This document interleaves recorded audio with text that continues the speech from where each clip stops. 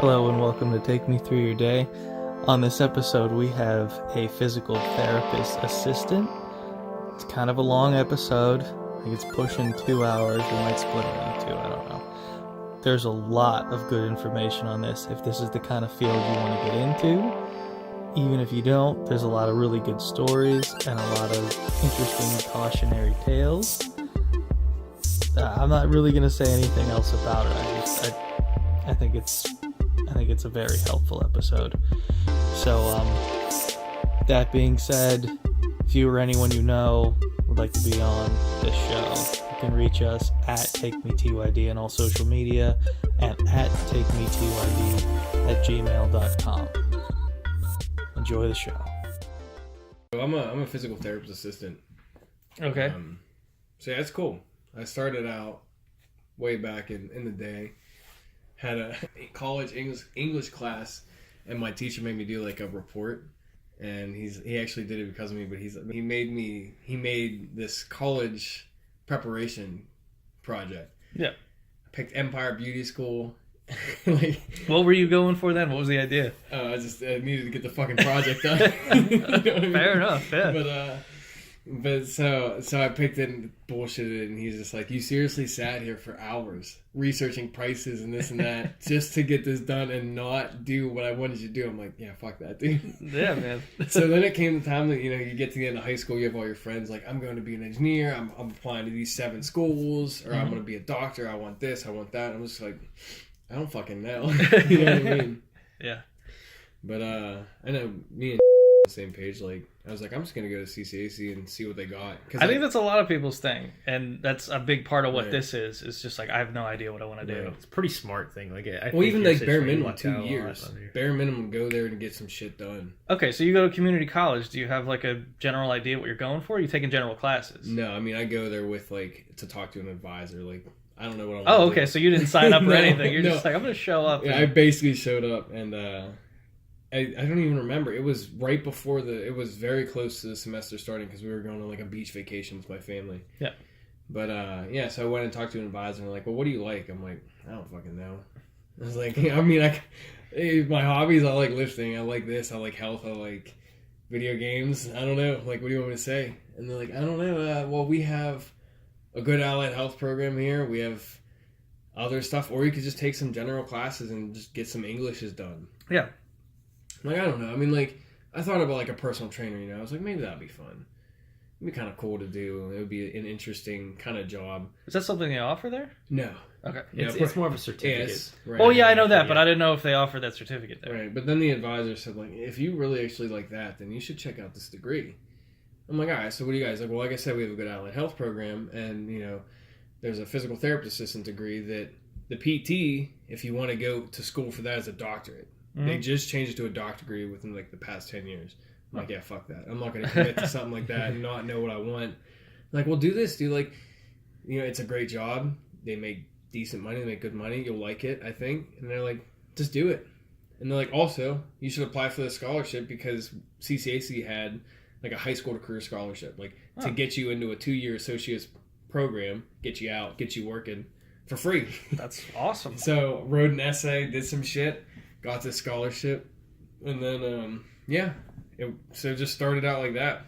So this was a 2-year situation? Yeah, it was a 2-year. I just had to take like some prereqs first, but I got pretty fucking lucky because like some of my prereqs, like I already took like stuff in high school. Like I already took stuff like I took easier math classes because I didn't need to take like wicked calcs. I just took like another trig or algebra class or something that I already knew. Yeah. So I like did really good. My first semester I got like all 4 O's just because I already knew stuff and I already was like there. But so when the time came to get into this PTA program, I mean they had 30 seats. And that's it. I mean they had wow. That's it. And then they start the 2-year cycle again. Oh wow. I mean every year they have a new but I mean 30 people. Yeah. But, so it was pretty tight, and like I got in. I was like, oh well, this is going. Yeah, a little bit of this luck shit's there, going right? well. I mean, that's how I always kind of live. It's kind of play it by ear. You just kind of roll with the dice and go with it. But it's worked out. All right, sweet. So say you get out of college. What's the first idea? Do they have any kind of job placement or like? So my job placement, the biggest suggestion was just like internships. So like Uh-huh. through the schooling I had, my whole like last shit. The whole last semester, however long a semester is, I can't even remember. But so I did 2 full-time clinicals where I just worked 40 hours a week. So through those clinicals, I just got to know people. And as we kind of talked about before, you know people. Yeah, very So, important.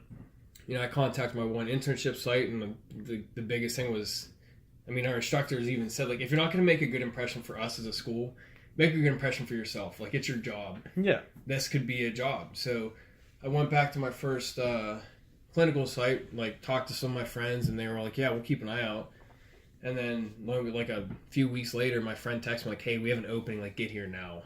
Like, Oh, okay. get an application in. You have a high percentage here. Nice. But yeah, it worked out pretty good. So like I got in there and like I'm all fucking nervous, you know. This is the best part. So like I go into this like PT clinic, big like sports medicine center. And I'm so fucking nervous, and I wore a full suit. Yeah. So here I am, walking with all my old coworkers in a full suit, and they're just like cracking up. I'm like, look at this stupid ass. Why would you wear a suit? But so I get there, and like, he straight up told me in the interview, he's like, I just had a guy apply that has 10 years of experience. Mm. And he's like, but the thing is, I worked with you already, and I know you, and I feel like we had a good relationship, and I saw how hard you work, so I will be contacting you with more information. That's awesome. Kind of thing. Yeah. It wasn't like, obviously he's not going to say like I picked you, but he's just like, we'll be in touch. They always get it. They got to do something. Right. So So keep you sweating. right, exactly. So yeah, In so your suit. right. Yeah. Oh, dude, I was sweating. I sweat naturally too. So your boy was dripping. But yeah, so it was cool. I mean, so I did the interview, and I thought it went really well. But other than that, yeah. So then I can't even remember how long it took, but I got that job. And that's where it started. I mean, it was a good start. Is this the job that you're at right now? No, so in physical therapy, they're like, it's kind of tough to explain because they're almost different jobs. Like, you know, you have inpatient, you have outpatient. So you have like hospital, outpatient centers where like you can just go to, like, you know, in a shopping center they might have like an outpatient center, or they have nursing homes, or they have home health. Mm-hmm. So I did the outpatient route because it's probably the most versatile thing you could do. Like, you see a bunch of stuff. You're not really like nursing homes. They always said like are the death of your career because you get in and nursing homes make the most money because it's shit work. So like you get into a job that you make more money. You don't have to know anything. Well, you do have to know stuff, but it's like the least. You can't grow. It's very rudimentary just to keep these people alive, basically. Yeah, it's just a sad Right. place. Right. But so I got an outpatient, you know, like I learned a lot, but it was cool. I mean, it was like UPMC sports medicine, so we spent like a lot of time with athletes, but then we had like older people and middle-aged, like we had the whole population. Like, we even worked with kids too, so it was like nice. I can imagine that being like the most, gaining a lot of experience just in that particular field. Yeah. So where are you now though? Well, so I kind of I loved that job a lot the first whole year. It was cool. Loved it.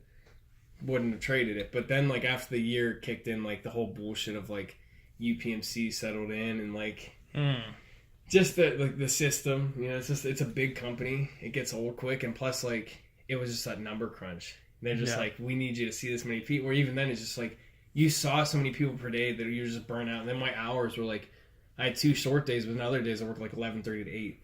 So it's just stupid. It was just like, I'm tired of having a schedule. So like with my license, well, I guess we missed that whole part. Is after the license? Yeah, after you graduate, you have to you take your big licensure test. Okay. So it's kind of expensive, $400 or $500. That's not But bad. yeah. I mean, considering. Right. But you get your license and you start working. But the license, yeah, so with a PTA, once you have your license, once you work for 2 years, you're granted like a portion of your license called like indirect supervision. So it's essentially saying that like you're competent in your field. It's almost like you're apprentice, and then you're granted like It's like a probationary period, Right. kind of. Okay. Right. So when my after I worked a year in outpatient, I kind of realized I didn't want to do it, and I was like, well, if I work in this for 2 years, I can get my indirect supervision. And the goal was to work in home health, and that's what I'm currently doing. But it was It was the last year at that place sucked. I mean, like I hated it. So once you hit that 2-year mark, are you just eligible for more jobs, or what's the benefit of? It's not like a pay grade. It's not like anything like that. But yeah, you just gain access to like a new realm. You know, it's like you're playing a video game. It's like, I just unlocked this fucking level and I can go do this now. Okay. Like I want to dip into this and try this out. Yeah. Versus like, yeah, it's just something you couldn't do before. So it's kind of interesting. It's appealing, and plus, you know, hearing stories about friends that went to home health, it is a good gig. I mean, I once I got into it, it was just like the first home health. We'll get to that, but the first home health job sucked. I mean, it was just the company, but like the actual environment of work was just perfect for me. But, What sucked about it? So the problem was like, well, this is actually a funny story. So like, I got my indirect supervision license, and like I'm just scouring the internet for a job because with home health they want experience because you don't have someone hovering over you. You're out there. Yeah, you're on your own.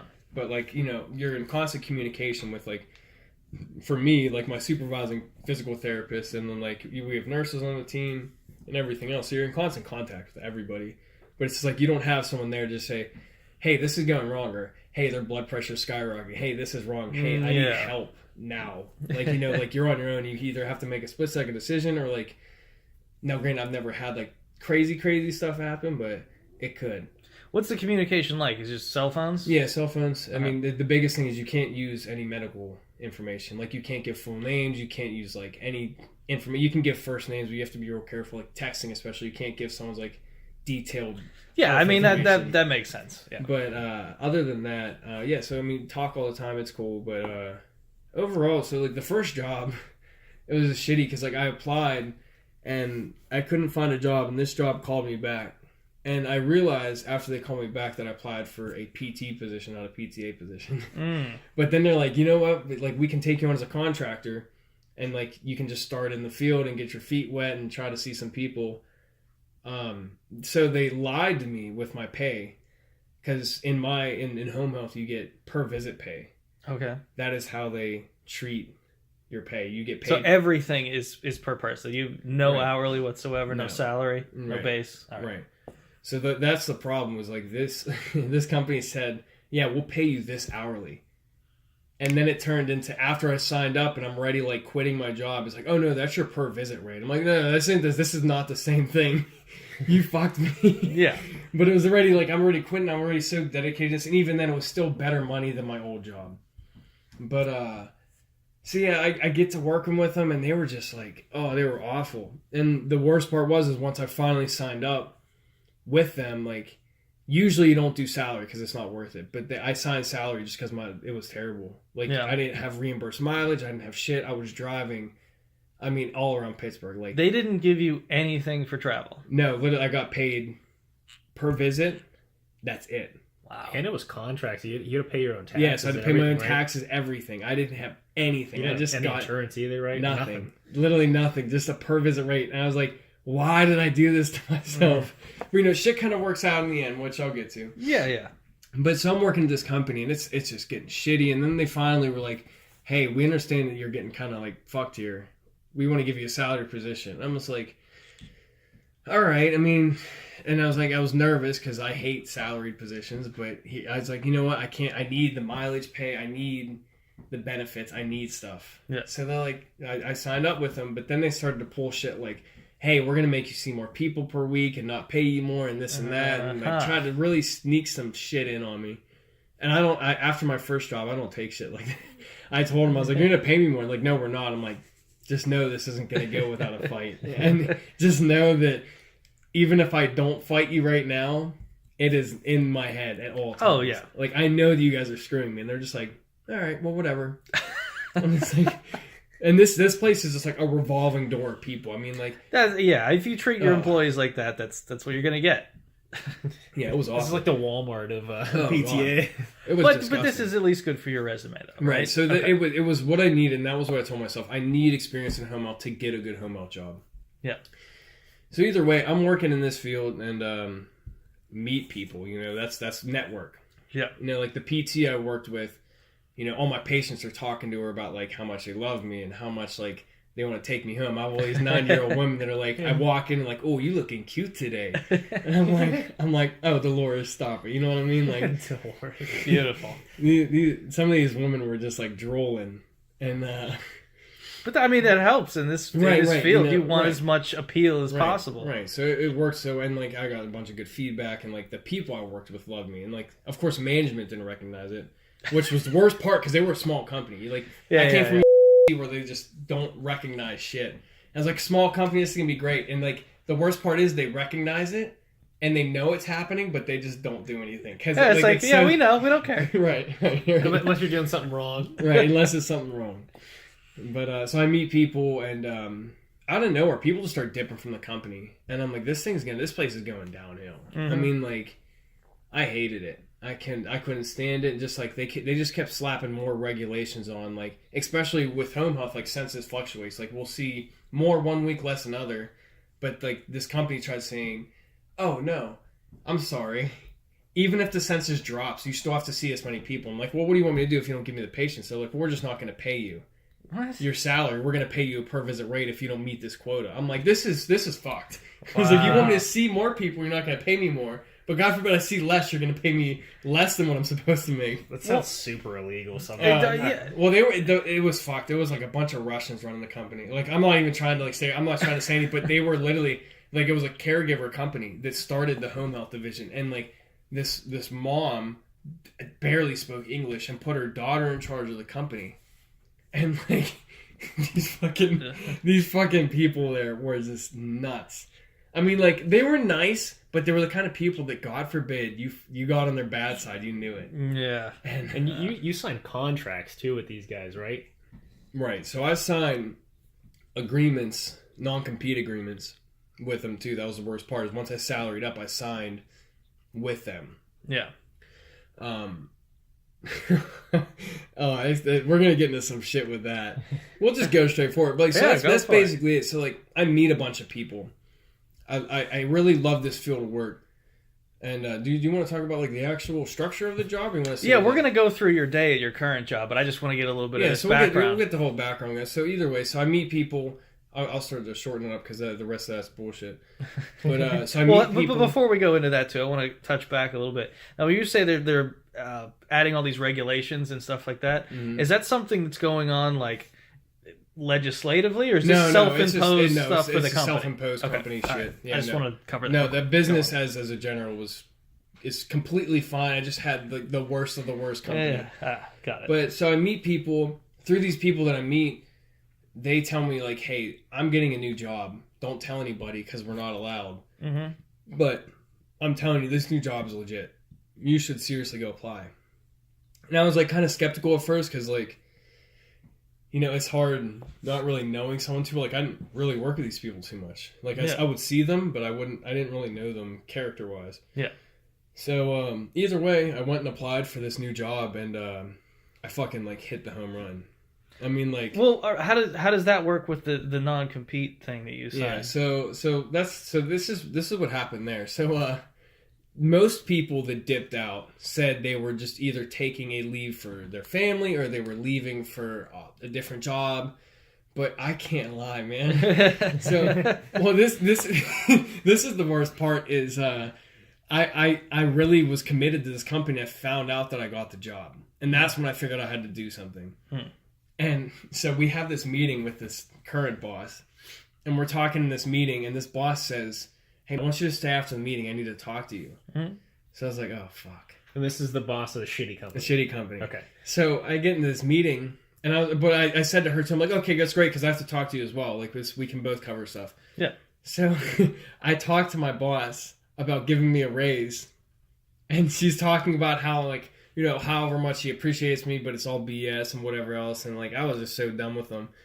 And right after she finished, like, praising me and talking about how much she wants to give me a raise, I was like, yeah, but I should probably say that I'm declining the raise. She's like, what are you talking about? I'm like, the raise. Well, I'm kind of quitting. I'm kind of putting in my 2 weeks right now. And she's like, what? She's like, don't you want to hear my offer? Don't you want to hear how much money I'm going to give you? I'm like, no, I just know it's not going to be enough for me to stay. Like, you guys are kind of dicks. That's a bold move. Save your number. It's not enough. Trust me, I was, oh man. I was, like, even if they paid me, I mean, just the mental stress of that company killed me. Yeah. But, so then they started grilling me, you know, they're like, you know, you signed a non-compete, you know, you did this, you know, you did this. Like, you cannot leave this company and go to another home health agency. I was like, well, I'm not. And they're like, what are you doing? I'm like, I'm just not doing that. And they're like, grilling me, and I'm starting to like smile and sweat. I'm just like, I don't know what you want to say, bro. I was like, I don't have to tell you any of this. They're like, so you're going to the home health if you're not going to tell us. I'm like, I'm just not. I was just like, you know what? I'm fucking done with this. Here are my 2 weeks, and so they had this really, really strong feeling that they was going to go into home health. Yeah. So these people went to all 9 yards to. I mean, they sent me. Well, first I asked for all my documents. Read through my documents, thought I was good, but then they like started threatening me with legal action. Like they got their company lawyer, aka the boss's husband, company lawyer. Somehow I had a feeling that they had an in-house. Yeah. So this dude's sending me all these letters, all this stuff, saying how they're gonna sue me, they're gonna like take me for damages, take me for this, they're gonna get me and really try to ruin my life. I'm just like, fuck, dude, like, is this worth it? And then I was like, you know what? I'm not gonna back down from these people. So, like, my uncle's been an attorney all his life. Now, granted, he's not in, like this type of law, but he knows how to read a law document. Yeah. So I give him all the documents, and he reads through it, and he's like, yeah, I don't know, it's kind of tough, but I think it's kind of fucked. I think he might be good. He's like, my recommendation is find employment law.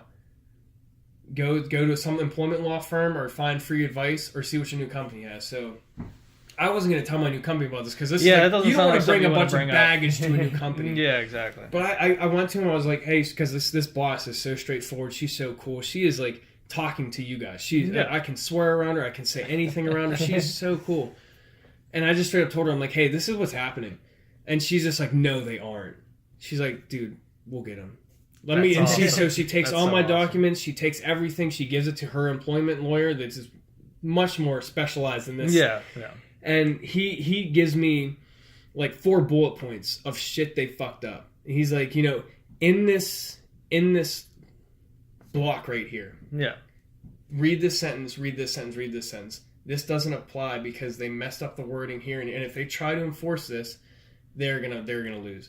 And he said on top of that, PA, I think he said PA doesn't typically rule in form of employment law, of contracts. Like, this is because it limits mobility. Like, there's so much stuff with and everything else. Like, they don't want to restrict employees from having a life. That was another question I was thinking of earlier. How common is the non-compete thing? Well, the non-compete basically just said I can't work for another home health agency. Well, no, I mean, I know with them, but I mean, like, in the field in general, is that something that gets... Do you have one now? I have one now, but the one I have now is a proper one in the sense that it's like, I can't take their patients, which of course, like, it's very fair, like, and that's what it should be. You know, it's like, that's fair. You had a time with our company, you can leave, but you gotta completely separate. Yeah, you gotta cut ties. Right. That's so reasonable.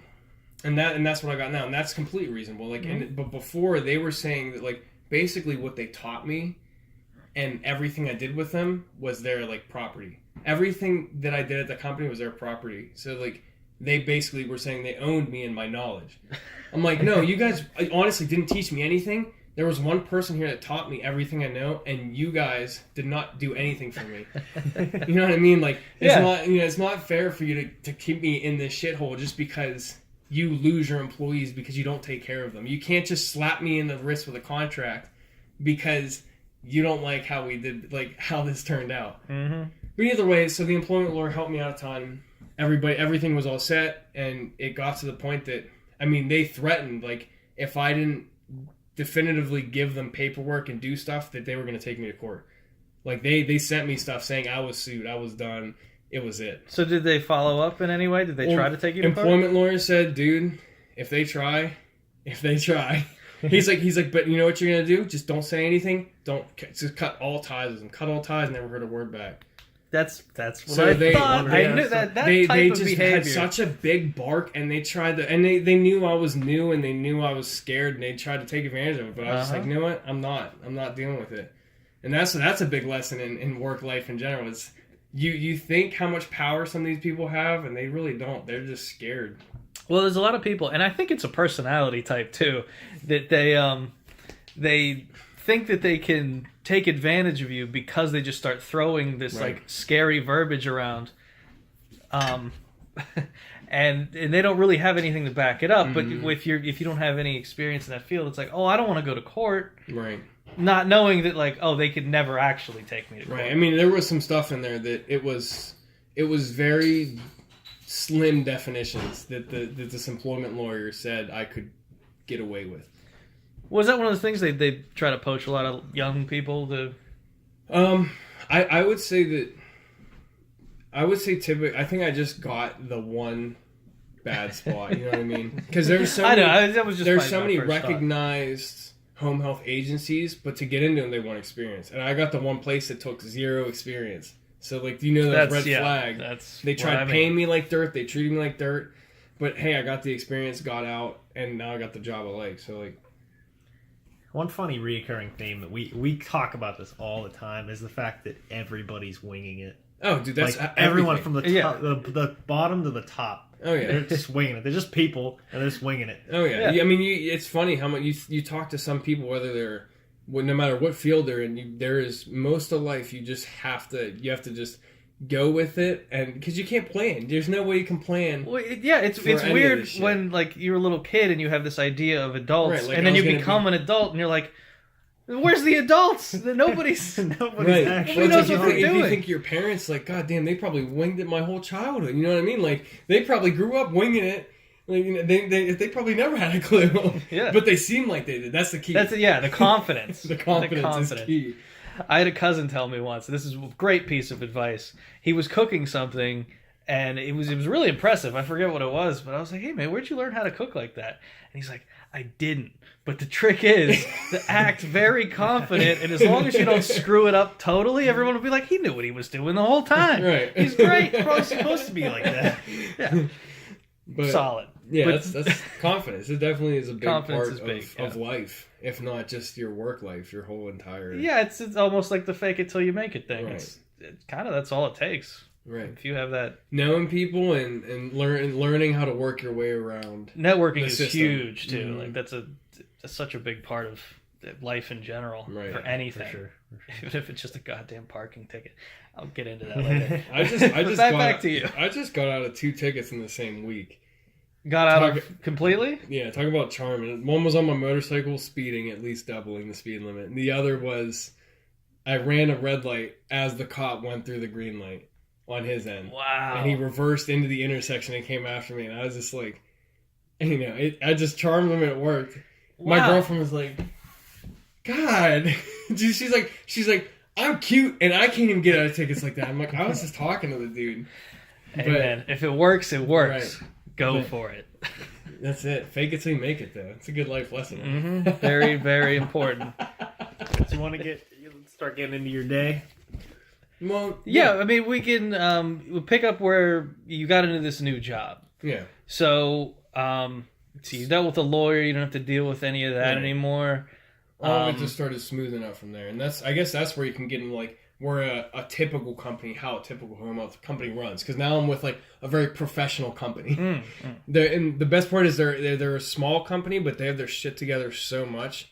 Like I said, like, my interview was with the owner of the company. Yeah. Complete boss, CEO. Like, she runs it.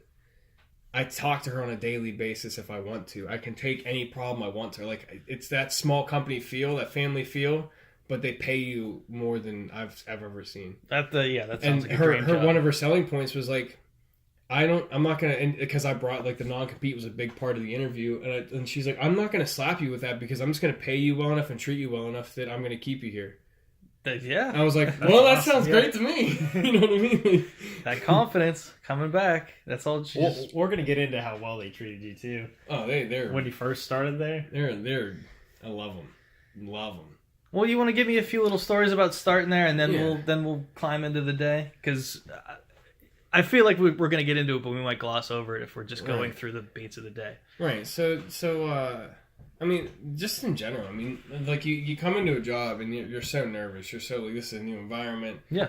But you come into it and they from the start, they just accepted like who you are basically. And even my boss is walking around like, man, there's this one bitch I saw. You just you don't expect. Like, my favorite part is like, no matter what profession you walk into, whether it's a realtor, whether it's a medical professional, whether it's an investment, where no matter what, you see the behind the scenes, and it's so different. I mean, you expect these people to act so differently, but God forbid you put them behind a door and get a drink or two in, or whatever. You go to a happy hour. It's just, you see people. You don't see their job. You see who they are. It's sweet. But they treated me well from the start. I mean, the one dude I knew from the company, I guess I glossed over this part. The dude I met at my prior company, got a job here, referenced me, and even in the interview, they mentioned, hey, this dude said you were like on fire. He said that you were such a good dude with patience, with coworkers, with everything, and we almost felt bad for you to be in that situation that you were in. And they're like, we're not going to do that to you, stuff like that. So like, and they basically said they really only like to hire warm referrals. Like, they like to have that friendly, homey feel of people knowing each other. So that was like such a good start. Way to be. But I mean, like, so they started me off. They're all up front. They gave me my mileage pay. They gave me my per visit rate that was, I mean, astounding. They gave me everything that I wanted. And the best part was my boss says, do you have anything to negotiate? I'm like, I was like, and she kind of chuckled. I'm like, no, of course I don't. Like, please give me this. Like, you know what I mean? Like, spectacular. But I'm trying to think of other examples. Like, it's so hard to remember. Well, didn't you break something? Like, I figured twice? that's what you were talking about. Yeah, that's what I was gonna get at. So my first job I ever got, I tore my Achilles. I was off for 6 months. Mm-hmm. And I needed short-term... Well, I didn't need it, but it was very helpful. This job, my boss rolls around with benefits. She's like, do you want to sign up for short-term disability? It's like cheap as hell, probably per month. I'm like, yes. So March, at a concert, tear my ACL and I'm out for 6 months. I just got back to work in August. And like, I just got this job 2 months back and I'm already out for 6. Yeah. Just getting paid. That's insane. But like, I was lucky I signed up for the benefit. But either way, like, they were very accepting. They're like, honestly, they didn't even, like, especially being in healthcare, they're not going to force me to come back. They just like, whatever the doctor says, he says, let us know when you can work, kind of thing. They never really... That's pretty sweet. I mean, I'm going to be upset with myself if I don't ask. How did you how'd you get these injuries? So the Achilles was, I was starting my Ultimate Ninja Warrior career. Oh, let's get into it. just went to a gym that my buddy said, this is going to be so fun.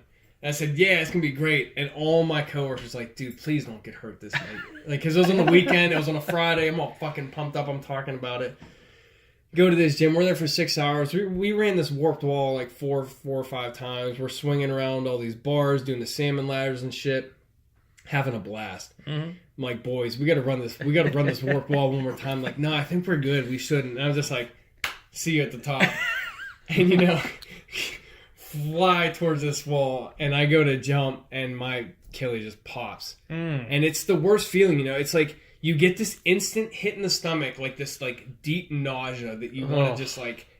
Oh, I couldn't even explain it, but it's weird because you expect to jump, right? Like, you push, you expect to be here. I felt like someone grabbed me, and then also took a baseball bat and cracked me in the back. I literally turned around like a ghost grab. I was like, and like my friends were like, dude, what were you looking at? I was like, I don't know. I just saw someone grab me, and I was like, so I was halfway up the wall, so I slide down this wall, and my buddies like are yelling, like, are you good? I just turned my head around, just shook real slow. They come carry me off. And they're like, you all right? I'm like, no, I just tore my Achilles clean. They're like, how do you know? I'm like, trust me. I've heard in this injury before that it makes a loud sound. I heard it, but the problem was the gym was blasting music. Oh, okay. So the stereotypical ones, like in a basketball court, you start, all the little shoes, and then like you hear that whoosh, that whip crack. I mean, it is a thick tendon that just... It's more like a whip. It's not like a... I wouldn't. Well, sorry. It probably isn't like a whip crack, but it is like a loud like just like a loud crack, like a loud something you don't expect to come out of a human body. Kind of thing. That's what I've heard. But yeah, it was brutal. I mean, it hurt. it was one of those things that I was just laughing the whole car ride home. My whole legs like thumping. And I knew from the start. And luckily my calf, because sometimes the calf can like resect and roll up to your knee. Luckily it stayed. I didn't know that. Luckily it stayed put. Yeah, like a bicep can do. If you tear your bicep, it can roll all the way up to your shoulder kind of thing. But luckily it didn't. But yeah, I went and had surgery on that. I was out, and that was a fun thing to recover from. Then the ACL, I was just at a concert. I got a little. It was St. Patrick's Day, and got one thing led to another. Either way, I was just recording a song. Usually, I'm crazy as shit. Stopped to record a song, and out of nowhere, I just get pushed or shoved and just twisted my knee and fell. And I remember just thinking, I heard the little like, and I'm like, something just popped. That didn't feel good. I don't know. But by the end of the night, I blacked out. And I'm like limping into my house, and people are all concerned. Oh, so you didn't stop? No, I made it. I made it the whole concert. Good. This was a last minute concert too. The tickets were sold out. Who was it? Didn't remember. It was at St. Peterson, or it was at Peterson Event Center. But it was Day to Remember, Papa Roach, Devil Wears Prada, and Falling in Reverse. All right. Big concert. I bought a pit ticket for my friend, so I was pumped, dude. Pumped up. You go party the whole day, then you go to this concert, and blacked out. Don't remember the end of it, but I mean, I remember the moment like where I tore it, and I just don't remember anything else. Okay, so you wake up the next day, and my knee goes like I have like 20 degrees of motion. Ugh. It's so bad. Like, normally your knees start straight and you can bend it all the way. I had about like straight to nothing. Ugh. And I'm like, all right, well, maybe I just need to like walk it off, right? Like, the typical guy. Walk it off. I literally stand up out of my bed, and my knee buckles and crash straight into the floor. Oh. So now I'm laying on the floor, facing the ground. My mom's like, hey, what the fuck was that? I'm like, that was my face hitting the floor. She's like, are you all right? I'm like, no, I'm not okay. Crawl to the like steps to try and like get myself up, scoot down the steps, and my knee at that point I realized was done. So yeah. Went MRIs and stuff, ACL, MCL torn. Luckily, like my meniscus wasn't.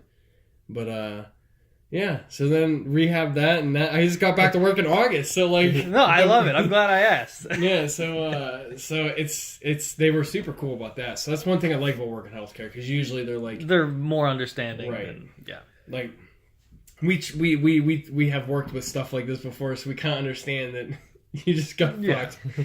But especially with my job, like, sometimes I have to lift people. Sometimes I have to, like, help people downstairs, or, like, So you need to be fully. I need to be, and even then, even if I'm not fully capable, it's a liability thing. Like, God forbid someone falls and hurts themselves or has a brain injury, like, or I fall on the steps and hurt my knee again or tear my surgery up. Yeah. So my surgeon's like, no, you gotta wait.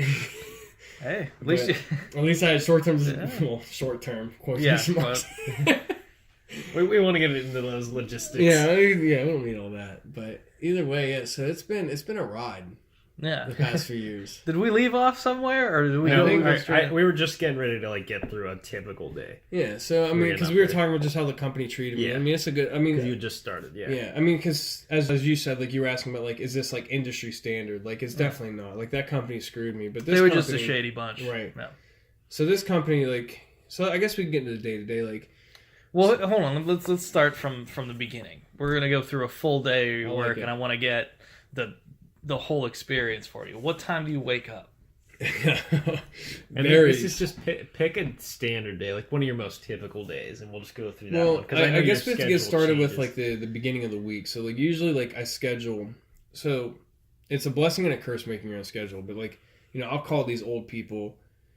And I have to make my schedule for the week. So, like, my form of communication is, like, phones. I love when patients text. So it's like, hey, I'm going to be at your house this day, this time. Nice. And it's, like, done. But other times I'm calling 95-year-old on the phone. And I'm like, hey, how you doing? What? Mm-hmm. And then you just got to give up on conversation. Like, it's physical therapy. What? It's PT. What? Are you free this day? Yes. All right, I'll be there. Like, I remember this one time I was at the gym trying to really not scream. And then I just had to scream my lungs out in the gym. I had everybody looking at me. I was like, I don't know. It was just terrible. You got to do what you got to do. But yeah, so typical is I make my schedule for the week. once I have like a pretty good basis of patients, I can usually like, as I see them throughout the week, schedule for the next week. So I don't have to like call every week. But so like typically I would say like, so the ideal time for these people is like 10 to 3. It's hard to get people before or after. Now, granted, I've had people that wake up at 4 o'clock in the morning say, you can see me anytime. Yeah. So like the earliest I've worked is probably like 7, like first patient. So like I'll wake up, go through my morning routine and go see a person. Earliest 7, but usually I wake up at like 10. Or not wake up, but usually my first patient's at like 10. Okay, now you set the whole week. So just before we get into all that, can you just give me your, Monday through Friday or Monday through Sunday, whatever? Yeah, so like minimum, it like I said, census fluctuates. So like my average day should be 5 patients a day, 25 patients a week. It can go anywhere from 20 a week to 30 a week. Usually that's where I stay. Well, are we talking like a Monday through Friday kind of Monday situation? through Friday. Okay, and what's just the chunk of time that you're... I usually don't work any more than, at most I work probably 7 hours. So okay. I usually first patient at 10, and it depends on like the location too. If I luck out and I have a lot of patients in a good location, like even if they're like in Pittsburgh, sometimes I get patients out in like, and this is another thing with companies too. If you have a really big company, like has so many patients that you can probably sector it out better. Yeah. But I'm with a smaller company, so like we do driving. There's no way to get around it. So, but usually even with driving, I'm not counting like the beginning and end commute, but usually with driving throughout the day, it's probably like 10 to 4. Okay. Usually. That's what I was digging for. Maybe 10 to 4, 10 to 5. Usually it's pretty rare that I work 8 hours. But if I work 8 hours, then it's like that's more than my usual day. So if I work 8 hours, I usually see 6 people. If I work like 6 or 7, I usually see 5, which is my full day. But if I have a slower day, like just yesterday, my schedule got kind of messed up. I saw one person, one got a tattoo. You know what I mean? Like, yeah. So that's kind of how it rolls. It varies a lot, but typically, it's the whole thing with playing it by ear. With this job especially, you can't like go in saying I'm going to work this time, be done at this time. It always changes, and even then, like for example, I have like a couple patients that I really just genuinely love. Yeah. Like just good people and people that I've known before the job. So like I'll like have spare time to spend with them just to hang out even. Like, some of these people don't get out much, so it's like it's tough for them. But it's cool just to hang out and...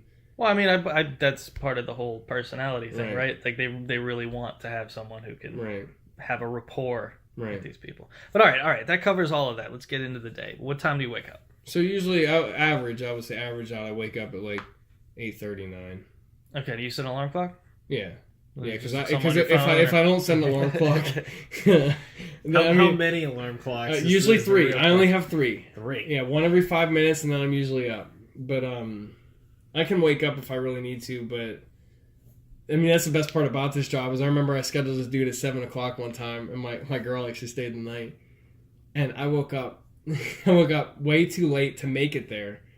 And also, you're in girl with your bed. You're in bed with your girl, and I called this dude. I was like, hey, I'm just I'm feeling sick today, and he's like, are you? I'm like, I'm feeling sick. You're not gonna get any other response out of me. Can we reschedule? And it's like most of these people are cool. Most of them are like, yeah, we'll make it work another day. So like, that's the other part, Or like, I remember this one time my buddy's like, I want to go skiing today. I'm like, shit, I have like patients. Like another 3 patients past the time you guys want to leave. I'm like, sorry, you can't come. And I called those patients, said, hey, I'll see you on Friday or Saturday. Done. Because that's the thing is like the Medicare week is Monday to Saturday, or Sunday to Saturday. So if I can technically start my work week on Sunday if I want. Oh, okay. So yeah, you could really spread that out if you wanted to work every day. Right. Or if I wanted take a weekend trip. The next week, yeah, to balance it out, Sunday to Wednesday, Sunday to Thursday. I don't really have to tell my boss. Like if I see my patients, I see my patients. That's as long as you cover all of that, then who cares? That's good. Yeah, I like that. I like that level of independence. Oh yeah, it's so nice because it's just like I don't talk to my boss about scheduling. I don't talk to anybody about scheduling.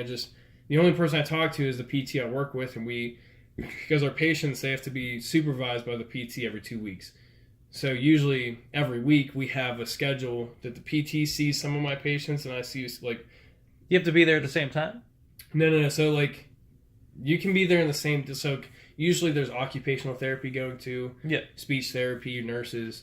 You can't go at the same time as your, like, physical therapy can't have 2 appointments in the one day. So like she'll go to supervise and like check the patient out to see how they're doing every 2 weeks, and then I just see everybody else. But usually it's a pretty good system. So are you seeing the same people every week, or like every other week, sort of? Yeah. So most of my patients are 2 days a week, most. And what's your roster like? Like how many people? 20 to 30 usually. Okay. It's usually where I hover. The slowest times it has like dipped down to like 15, but the truly sad part comes into play. Like, even when I got the worst of the worst, and I was dipping to like 10 to 15 a week. Wow. Which, I mean, you figure, I mean, if I can see 5 patients in 6 hours, let's say that. Yeah. 5 patients, 6 to 7 hours. I mean, I was working 2 days, maybe 3. And knocking it out. And being done. Yeah. And so those are and like I dipped into those weeks in the beginning when I first got the job. And the truly sad part is I still made more than my first job. Well, I mean, it's to say that you found a good job now. So it's like it was just like I tried to like in my head complain about how much money I was making, but I was like, I can't even complain. And then like I really do enjoy where I landed now. But well, when your patient roster gets that small, do they cycle people into you, or are you responsible for? It's difficult because like it's all based on referrals. Like it's them too. Like they have relationships with doctors, hospitals. They're getting constant flows of referrals, who to take, who not to take. So there are smaller companies like has a pool of people to swim into, but they aren't getting as much. But for the most part, I mean, it's pretty steady. It is up to them. Like I can go, like they say, like if you have a knee surgeon, give him our card, talk to him. Maybe he'll send us a total knee replacement, because like that's one thing in our job we love is working with like surgeries, because like you see a surgery for usually X amount of time, they get better, and then they go out to outpatient or they move on. Like it's kind of better than some of the patients I work with that are old, and not to say I don't like old people, but like some of the patients are just deconditioned. It's like not like you're going to get better and move on kind of thing. Yeah, it's like, more of a maintain. Right. Not quite as fulfilling, I right, yeah, it's not as fulfilling, and like it's fulfilling if you get a person that like does it. Because like if you really hammer in how important it is, and it's like you see them, they're going to exercise and they do their shit, they have such a better quality of life. Oh yeah. I mean, like in the short amount, like it's just insane how much some of these people just wake up and just sit all day, and it's just their bodies deteriorate. But like they do some form of daily activity, exercise. It's fulfilling in that sense that the ones that listen are great, and we never see them again. And they're so functional and they just live their life. But like some of these people, they just, I mean, with anything, some people just don't want it. Some people don't want to get better. Some people, it's hard to motivate people that can't motivate. What would you say the ratio is on that? I mean, it's people that actually give a shit. Is it like a solid 50-50? Yeah, I would in say, America, is it less? I would honestly probably say it's almost at that rate. Really? Because it's tough too. Because like especially like some of the patients we have have dementia, Alzheimer's. Some of them aren't capable of doing it themselves. So others like you have to depend on a caregiver to do it for them. You have to depend on a family member to do it. You have to depend. So like, but I mean, the last company I was at, we had a lot of like reoccurring patients, but this company we don't really have too many. I mean, most of the times like you discharge them, they're usually done. And like honestly, this new job, I think they have a better grip on. They don't. It sounds kind of fucked up, but they just don't take anybody. Like they don't take every referral that lands on their desk, because like some of these people just like they basically are just in the system over and over and over and over. Well, what does that mean, really? Like, can you elaborate a little bit? So, like, let's just say they have a fall. Yep. So that would spike the treatment almost. Like that would have the doctor and everything. That would set it off. Yeah.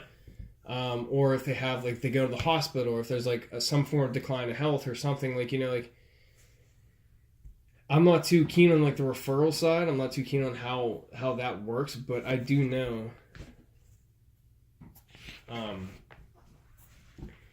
It's more selective, not in a bad way. It's just there. No, what I'm asking really is, what do they see where they're just like, no, we're not taking this patient on? I'm not gonna say like. You don't have to get any specifics. Right, I'm not gonna say like a lot. Like I'm not even saying like because there are some patients you see that have a long list of medical health issues, but a lot of times, like if you can tell that like you would be surprised how much a medical sheet can give about a person's personality. Like if there's like a lot of involvement just with, for example, like if like they were an avid drug user and they went in and out of the hospital 18 times and almost died 18 times and had like all this shit happen, it's like, do we want like? Well, what are you doing physically for someone like that? So this is the thing. Is like a lot of the. I'm not gonna say like a lot, but like a lot. I'm gonna say a lot. All right. So a lot of the patients we see have deconditioning issues. Like a lot of the patients have. Whether they went to the hospital, had a gallbladder removed, or had a surgery, or had something, a lot of them are just so I mean, you figure you're 20 or 30, you have a surgery, it hits you hard. If you're 70 or 80, I mean, like, these people are debilitated. Yeah. So, I mean, getting them back up, moving, I mean, even walking around their house to, like, live. So that's a big part. I mean, a lot of it's deconditioning, but, like, I do like surgeries more, like I said earlier. Like you have a post-op patient, they usually have a reason that they're like that, and you can work on that reason. But other times it's kind of hard. Like if it's a dementia patient and they just don't have the mental capacity to care to do anything. Yeah. Then it's like you go in, you teach the caregivers, teach the family, try to get them educated, and say, you know what, do you want this family member or do you not? Do you like seriously, like very nicely saying it in that manner. And even with the other patients that are mentally stable, you tell them like, and that's the biggest thing about this job I like is like, we're not trying to line our pockets or anything. We're just there to say, do you want to stay at your house or do you want to go to a nursing home? What do you want? What do you want in your life? And most of them say, I want to be at home. Yeah. So it's very, if I have a troubled patient, that's my argument. Like, I'm not going to say I'm going to send you to a nursing home, but, like, I'm going to say, like... Well, yeah, ball's in your court. Right. What do you want to do? Right. Yeah. I get it. But, all right, let's go back into the day, because we barely tapped in there. Okay, so you get up in the morning, you hit that alarm clock three times. 3 times. What is your morning routine like? So, usually, I typically travel, like, anywhere from 10 to 30 minutes for my first patient. No, before that. But but before that, so I usually wake up with just enough time. I mean, just enough to fill my water bottle, and I mean, like, get my shoes on. That's about it. Yeah, that's what we're looking for. I usually leave a good like 15-minute amount to stay on my phone, get my morning started. Yep. And then you got like get my water bottle, teeth brushed. So, like, usually I leave, like, 20 to 30 minutes to get ready. Sometimes less than that. So, that's, like, usually my routine. Then I usually get on the road, and it's, like, anywhere from 10 to 30 minutes. 10 to 30 minutes. Are you listening to anything in the car? Always music. Always music? Always. You got any go-tos? Oh, yeah. I mean, I typically will shuffle. Just, like, I have, like, 3,500 songs down, but it's all metal. Oh, yeah. So like I love any like harder rock, metal, new metal, any type of hard heavy music I love. So like I'll just put it on shuffle. I do like rap. I do like I'll switch up some days, put on some softer stuff, some more acoustic stuff or all right. But yeah, so I mean that's my days. I listen to music and I have a lot of me time throughout the day. I mean you figure I see a patient for an hour. Well, that's actually even my company. Medicare regulates you have to see a patient for 45 minutes. Yeah. But 15 minutes of that should be documenting. So, like, if you don't document it in the house, and if you don't have, like, or even, for example, like, if the house is just somewhere that I don't want to be for 15 minutes to type a note, then I'm not going to stay in that house to document all the time. But that was, with this company, we're pretty regulated in the fact that we should be there an hour. Well, that 15 minutes, I mean, for that could you just be in the driveway? Right, So, exactly. I mean, Yeah, does that matter? right. Really? They for the nurses more so, they want you in the house document. Because like for a nurse to document most of their stuff, you should be there asking, feeling, touching, seeing things, actually like assessing them. You know what I mean? Yeah. But for me, like my documenting is just like basically putting what I did. So essentially, like the biggest thing with my documentation is someone should be able to walk in, see that patient's chart, read my note, and basically do the same exact thing I did without even knowing anything about them. Oh. So like essentially it should be documentation so good that they can just walk in and do it, and the patient shouldn't even know a difference. They should be like, wow, you know everything, you just did the same thing. It's like, yeah, I read their note.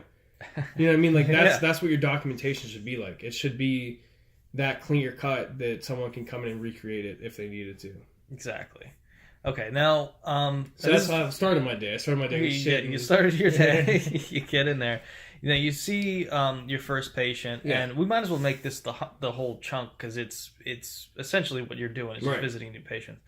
What are some of the things that you do when you first get there, and what's your 45 minutes looking like? So like so you walk into the house, it's like you usually have, it depends on the patient. Like, you know, if it's a newer patient, I spend more time greeting. Yeah.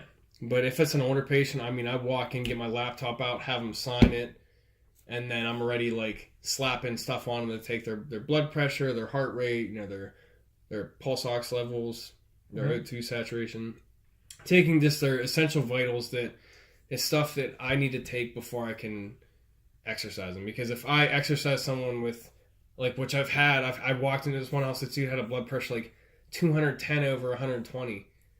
I was like, we're going to give this 5 or 10 minutes, but if that doesn't come down, you know what we're doing. He's like, I'm not going to the hospital. I'm like, no, you are going to the hospital. And he's like, well, aren't you going to do anything today? I'm like, no, you know what I mean? If I'm not going to have you stand up even 5 times a day, because God forbid I have you stand up and you fall over on me.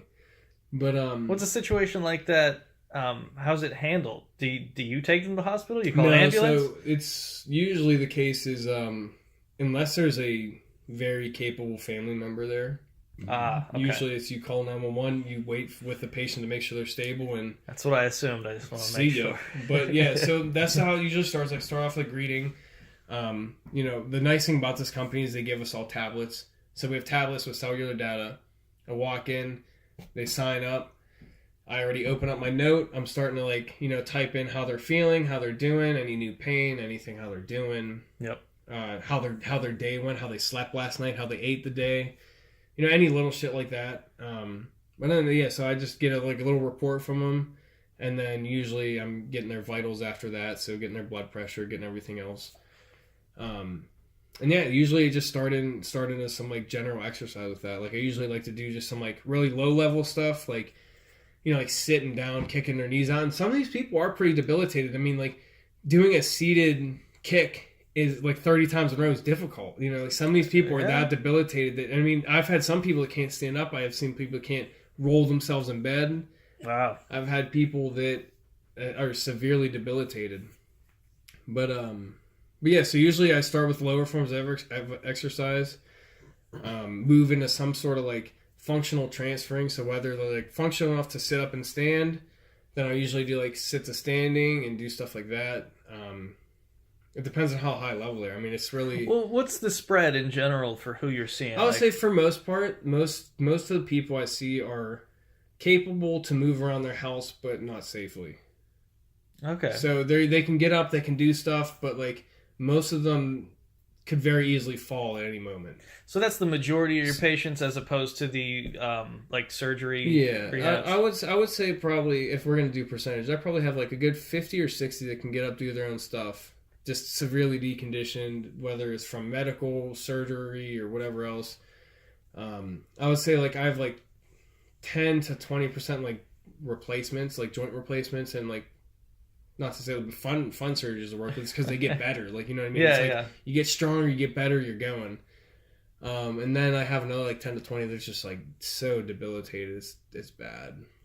I mean, like lifting, like sitting someone up at the edge of the bed is difficult. Yeah. Like we have one guy that's like it's pretty fucked up. But he's older, but like, you know, his family, you know, has a lot of money, and it's like you think you have it all, but like this dude's walking down the steps of his son's big ass pool, like, you know, like you picture a big pool complex on HGTV. This dude's walking down it, slips, cracks his freaking head, snaps his spinal cord, debilitated.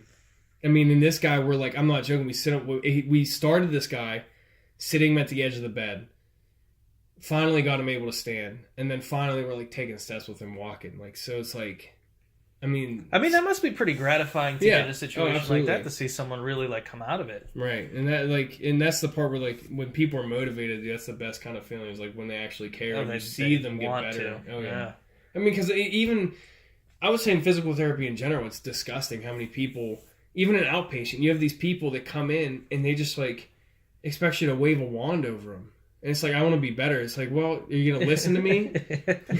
Yeah. It's terrible. There's so many people that just don't get better just because it's their own mentality. But the people you see that genuinely get better and like are actually appreciative, it means a lot. Definitely does. So that's usually how my day, like the first patient, if we're talking about that, goes. Like take their vitals, do some lower level exercise, then we get moving. We'll do walking, we'll do stairs.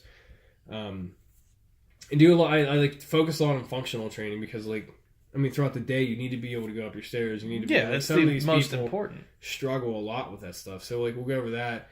But then you get into, like, higher level exercise. Like, if they're able to, you know, you'll do a lot of standing stuff, do a lot of squats, do a lot of stuff that, you know, stuff that is actually really training them and getting them stronger. And then balance, too. I mean, there's a bunch of balance training just because people... I mean, falls are one of the biggest thing at home health. Yeah, I mean, sounds like it's pretty important. I mean, because people fall, especially at that age, you fall, break a hip, break something, and you're out. Yeah. You could be completely debilitated or recover. It's very hit or miss. So are a lot of the exercises just purely at your discretion, or is the PT like, do these? The thing with home health that I dislike, the thing with outpatient that I loved, is you see a shoulder injury, right? You have these healthy individuals that you could throw, I mean, like 100 different things at. I mean, you can actually like customize your. I mean, any job I've had trust with my therapist. I've had trust to the point that they knew me and they knew I knew my shit, and they said, you know, just do what you want. Yeah, so you're essentially making the plan of like, okay, this particular set of problems is this patient. Right. So if we're going to talk about the job description, like the PT will start and open the case. The PT generally creates a plan, and then I work the plan, and then the PT discharges. Oh, okay. That's so like in outpatient, it's a little bit less. It's a little less strict because like I would have patients on my schedule. I would be working with the PT's patients. I would just be adding and doing stuff. Basically, I would have a diagnosis and I would have what's wrong with them, and I could do whatever I want from there. Basically, but it's pretty cool. I mean, I've had a lot of freedom. The only issue I have with home health is it's like, you know, coming from outpatient where you have, you know, 100 different things you could do is very limited. Like, especially some of these people, like you go, like, I want to say a good, you know, most of my patients are doing similar things. As much as it's kind of tailored to them, it's all the same ball game. Because like most of these people don't have access to like machines or can't even lift anything. They can't do like weighted. I mean, they like if you bring like a couple pounded weight, yeah, they can maybe kick a weight or do some stuff like that. But most of these people are pretty weak. So like it's a lot of the similar exercises, similar stuff, and that's the part that I've heard people complain about. Is it does get redundant and boring. Yeah, but I mean that's kind of the important part of it, right? It's just repetition, right? And even basics, then, it's like the essentials. You know what I mean? Like, that's one thing I will never do is work in a nursing home, because nursing homes are like complete maintenance. I mean, you get people down there, you do whatever you need to do or can do, and it's just like, all right, do this, get out. But me, like training, it's just kind of sad. Every single one I've ever been in, they're the absolute saddest. I would never want to end up there, never. And that's why I like this job, because I keep people out of them. Yeah.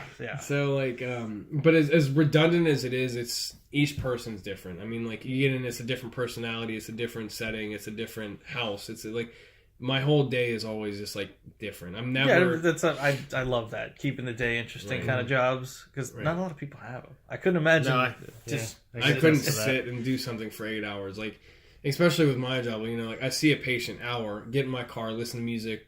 If I do podcasts or whatever, I'll have my me time, see another patient, especially the days that it's nice. The days that I can ride my bike. You know, I'll take my motorcycle out, I'll see a patient, I'll ride for however long, see another patient, and like by the time I know it, it's like I'm done with work. And it wasn't even work. It was just so quick. It's so nice having awesome, like individual time in between work to do what I want. Well, since we're on that topic, let's talk about that me time a little bit. What are you doing throughout your day in between visits? I mean, you said some of these places are kind of farther away than others. Usually it's just music. I mean, I've been pretty content with music, but like I just was saying, like I need to get into podcasts because like I've been good recently. Like I've been good that my patients usually are like 10 to 20 minutes. Like I sometimes have to drive 30. Yeah. Apart. I mean, it's just, and that's the other part too, is I plan that. You know, like that's not up to someone telling me I have to do that. I have to plan my day.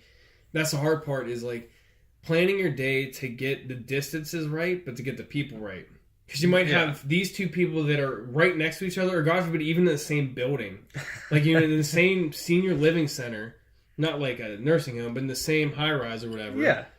But one wants 8 o'clock in the morning, the other one won't be seen until after 1. Yeah.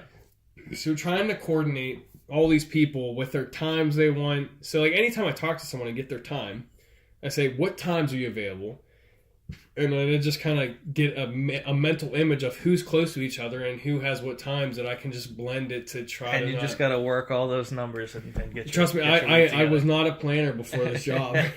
Now I plan, and now the second I'm done with work, I don't like the plan, because like that's what I do for the whole week, and it's very frustrating planning. And when shit doesn't work out, which it never does, I hate it. But I honestly, I don't think I'd go back to a facility and work 8 hours a day. Yeah. Yeah, that sounds like a huge improvement. But all right, so you're seeing these patients. Do you have like a specific time you pick to like go to lunch? Do you pack a lunch? What do you do? Yeah, funny story. I used to, and then I used to eat super unhealthy just because I was in the car. Yeah. And then I started to do like more healthy lunches, whether it was like cool, like stuff that I would just eat, or whether it was stuff, random protein bars, whatever. But then I actually started to get on more. So I never wanted to diet. I hated dieting, but I started doing like an intermittent fasting thing. So I really don't eat. I eat at like 3 or 4. All right. So if I'm not done with work by then, I'll usually just have like a bar and some peanuts or stuff in my car.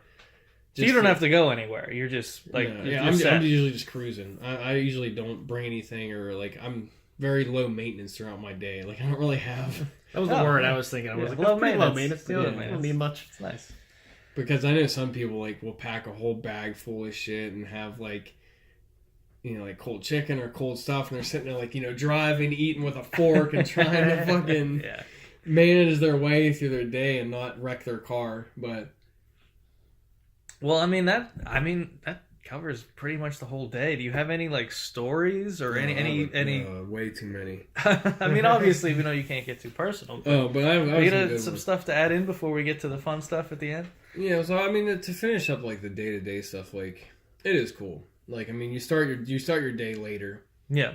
You see a patient. Yeah, like it can be redundant with the exercise, but it's equally as gratifying to each patient, because there's always something different that you pick on and you tailor it. You know, it's always something tailored to that person, so it's not like the same thing. But yeah, I mean, you see these people. Most of them are so grateful, and most of them are just so happy to like have someone to talk to. Just to hang out, right. Yeah.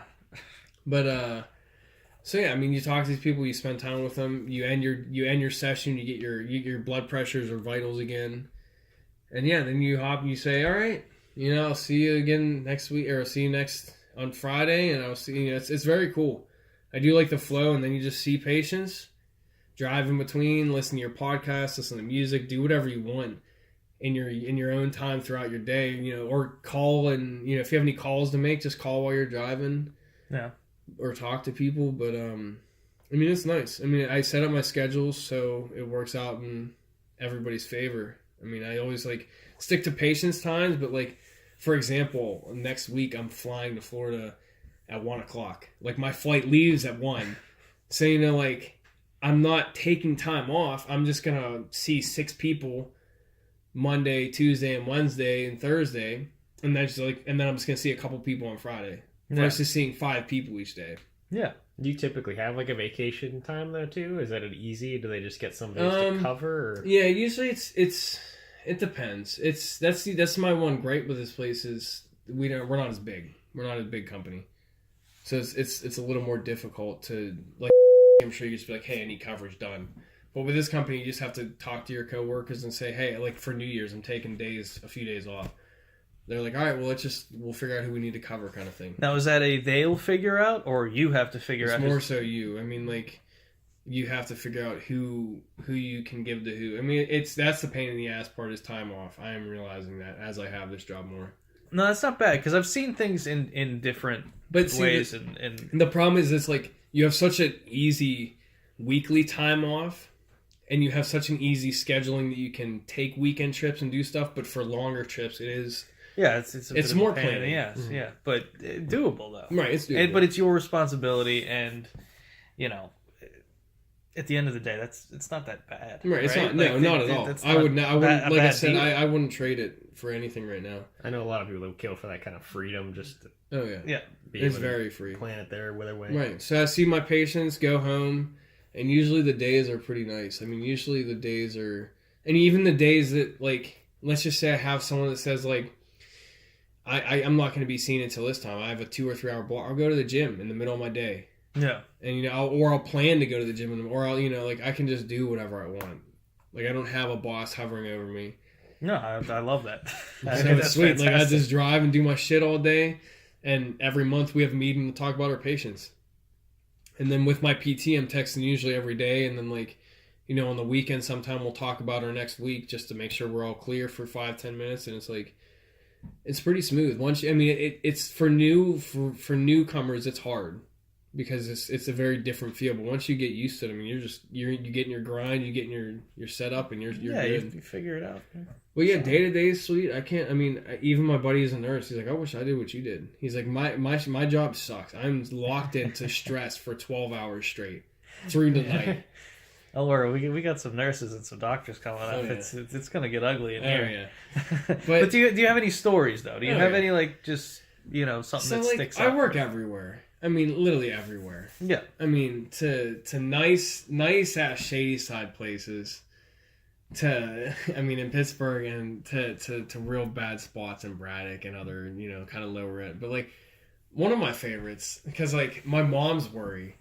Was like my mom's like, I heard people getting shot in this job and like people just snap sometimes and some of these people are just crazy.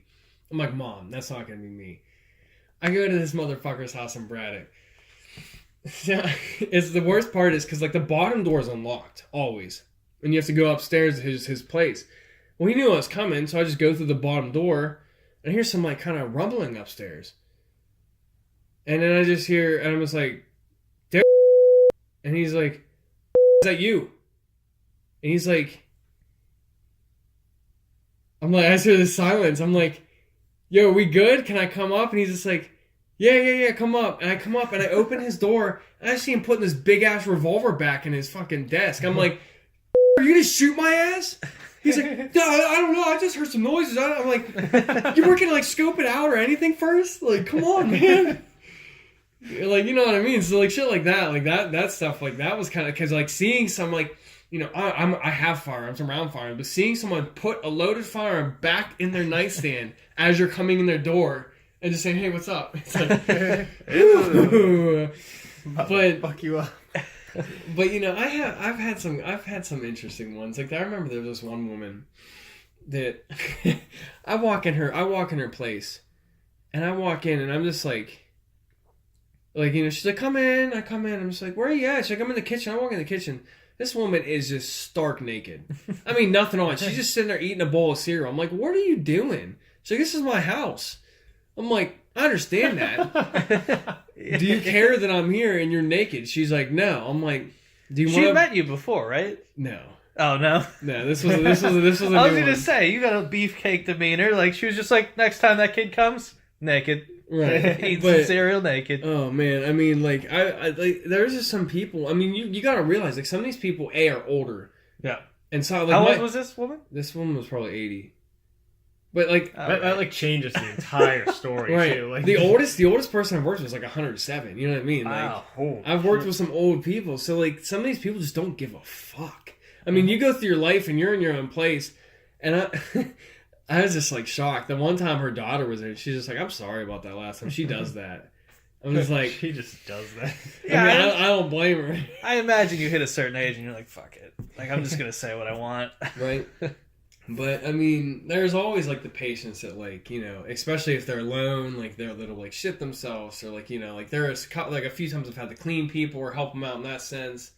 And is that 100%? Is that supposed to be on you, or is it just like? I mean, my you're job is just to take helping care out? of people. Okay. You know, like So if it's I like walk in kinda and in the someone's scope. covered, like, you know, like I can't. Just Yeah, it's a like, courtesy. That's what it's I- just yeah. like, if I shit my pants. Like now, what if do you you're in a guys- nursing home or hospital, you can be a dickbag and be like, "Yeah, sorry, nurse, they're not ready for Well, therapy." yeah, in that scenario, yeah. Right. But I mean, for the most part, I've honestly been pretty lucky. I mean, I haven't had any issues with most of my patients. I mean, I definitely have had like, I'm just trying to think because like there's just so much stuff that happens in our day to day that we're just almost numb to it at this point. Like for example, one of our patients is like pretty rundown place, just like had all his utilities shut off. He's just drinking water out of his hot water heater. What? Right, like he didn't have any fucking water. He's just drinking water. We're like, dude, you can't drink water out of that. Like, what's the matter with you? Like, just like, and then they're like some like the worst part is meeting a new person and you roll up to the front of the house and you instantly think this is gonna fucking suck. Mm-hmm. And you go into this house. I mean, like some places smell. Some people have like hoarders. Some have animals they can't take care of. There's just shit everywhere. I mean, like, don't get me wrong. There are definitely some dark parts of the job, but I haven't really had too many issues. I think the best part is when you get us all in a room. That's what we need one of these for. You get all my coworkers in for a monthly meeting, and we're just like, oh, fuck. You know what I mean? Like, who works with this person? Who walked into this person doing this and doing this? And there was this one guy that I walked into, and he is obsessed with hooking me up with somebody. Mm-hmm. He's like 50 or 60. He's like, I need to get you some jungle fever. I'm like, this is actually the same dude. Same, yeah. It's like, dude, I got a girl, I'm good. He's like, no, I'm gonna hook you up. You're gonna walk, and this is right before Halloween. He's like, you're gonna walk up. There's gonna be a girl in a Catwoman costume up in here, and she's gonna be all yours, and that'll be your session. I'm like, no, dude, like, no. And then instantly after that, he says like, all right, well, you want some weed? And like, here, smell this shit. It smells good, I swear. And I was like, there, I can't take this stuff. Like, I'm sorry. He's like, well, you want a beer? I'm like, there, I can't drink on I gotta drive. I can't legally do this. He's like, well, do you want to take it for the road? Like, to take back there? So I'm like, dude, no. I'm good, thank you. But then I have all these sweet old ladies baking me cookies and shit every time I come, you know, like, I honestly, for the most part, I don't have too many people throughout my day right now that are just, like, dreadful to work with. Well, let's take it back to if you were giving someone advice that was just getting into this, just a little bit of a heads up, what would you say to them? I would say you have to be ready to plan. I get that you hate planning, but I mean, you mean my? I mean the getting in with these patients and what you're going to have to deal with. Well, how about we start with like physical therapy in general? What do you mean? Like getting into the field? Yeah, into the field first, and then we'll narrow it down to what I do. Well, I mean, we got that. You go to college. Oh yeah, you go to college. You get your license. internship. You get your license. Yeah, we covered that. You're right. We got all of that. Except for the home health. So, what would I recommend? Yeah. I mean, the biggest thing is, kind of with my experience, is you're not going to get a good job first. You have to get ready for that. You have to get ready to eat some shit because, you know, you're never going to get in with a good company that wants experience. You're going to be taken advantage of by some. Right, so that was my experience, is I had to stick that out. I had to say to myself, like, I need to stick this out until I can find a better opportunity. And I did. Yeah. So that's the first step. And, like... With networking. Very important. Right, very important. But as far as the actual job goes, I mean, I think you just have to be ready for anything. I mean, I think you have to be ready to understand the person's situation, right? Like, yeah. I'm walking into this house in Braddock that doesn't have a lock on his door, that lives upstairs in an apartment, and this dude's, like, been to the fucking penitentiary multiple times. You know what I mean? Like, this dude's, like, been through some shit. Like, I gotta be prepared to understand his lifestyle and like understand that if I come into a house unannounced and run up the stairs real quick, I could very easily maybe have a fucking gunshot wound. Yeah. You know what I mean? And then the other thing is too, I mean, I think you definitely have to be ready for just like the different medical conditions. I mean, you have to be ready to do CPR on somebody. You have to be ready, like, you know, if something happens, you can't just call the docs down and get people there to help you. You're there, and you're gonna have to be calling 911, doing CPR, doing like you have to be ready. And also you gotta watch out for like my one guy, you know, like someone has HIV, like, you know, you gotta look out, like, you know, God forbid I never take my shoes off, but like, you know, if they want you to, usually just bring little booty things and put them on, like on your shoes. I mean, like if there's like a needle or something on the ground, you don't know what these people are doing. Like some of these people are still using drugs, still smoking, still doing whatever else. Yeah. You gotta look out for yourself. Mm-hmm. I think that's the biggest thing, is looking out for yourself and not doing something you're not comfortable with. Because if you're not comfortable with a situation, you can back out at any time. You know, you can go talk to your boss like, hey, look, I walked in and I was scared. What would necessitate that? Have you ever done that? No. What would a normal person not want to do? You're a pretty chill character. Yeah, In this I get scenario, along so. with pretty much anybody. Like even some rough people. I mean, like, Well, it's also, you're a big dude, so you don't have Right. to worry about stuff like Right. that. But I mean, like, just say there's some 90-pound lady that's trying to get into this field. What does she have to look out for? I would say there are a few key things. Let's hear them. So something as stupid as parking in a driveway. Okay. You park in a driveway, you get stuck in a situation. What if someone pulls in and blocks you in? Like if you're in a bad neighborhood kind of thing. Yeah. Because I've heard stories about that where someone got stuck, you know, and like people came in and parked behind her, and there were like 4 people in this house, and she was, you know, like, you know, 100 pounds wet, like scared, you know what I mean?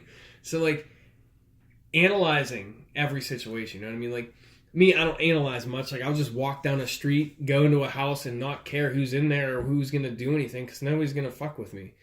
And if they do, like, I can probably handle myself. But if, you know, worst case scenario, like, I can probably get out of it.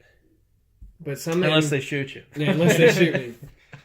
But he's pretty fucking fast. But I mean, I've never been scared. I've honestly never been scared, and in a lot of the experience I've had, I don't think a female would be scared. But I mean, like, also for the female too, like, you gotta, like, for me, like, you know, sexual harassment. So it's such a weird scale. Like for me, like, all these old women calling me cute, you know, like pinching my butt or doing what, I don't care. Mm-hmm. But if there's some weird, creepy old dude trying to grab you, like, you gotta watch out for that. I mean, especially people that have dementia, people that don't think straight. Yeah, people boys, will I'm just grabbing asses today, boys. That's it. Going down. So I mean, just analyze your situation. Just walk in, be ready to. I mean, not that it's a scary field. It's just, you know, you don't know what's gonna happen. So you have to be aware of that, and I mean, there's got to be an element too, because you're picking your schedule. That I imagine the scariest thing would be that first interaction. Yeah, the first interaction. It's a new patient. I don't know. Right. I'll probably say this. The second thing is the first interaction. Just be ready for anything. I mean, you got to be ready for. You walk into that house, it could be the sweetest old lady, nice person you've ever seen. But usually, the nice thing about the PT assistant, right, is I've already had people in there. I've already had stories. I've already had. Hey, okay. That you was already. actually my next question. There's this fucking mean ass dog. You make sure you have them put that shit away before you walk in, because I almost got bit, kind of. You know what I mean? Yeah, shit yeah, like yeah. that. So they already kind of had that initial, like, I don't know anything's interaction. I've never met this person, but the nice thing about me is someone's been in there first. So with me, I'm talking to my coworkers like, hey, like, what's up? What's going on? And usually there's something going on, like communication that way. That's good. And even then, like, for example, like it goes both ways, right? So like there was this one patient that had I think what's it called, agoraphobia. Yeah. So she was like a stripper or something. I can't even remember because I was a stripper, but she can't leave the house. But so. I don't know how it worked. Trust me. All right. Some cam shit, I guess. Maybe. But they didn't like. There was a 50-year-old dude on the case, and she actually, I'm not even joking, like, tried to fuck him. Mm-hmm. Like, not even just like, hey, like, I mean, like, attacked him basically. Yeah.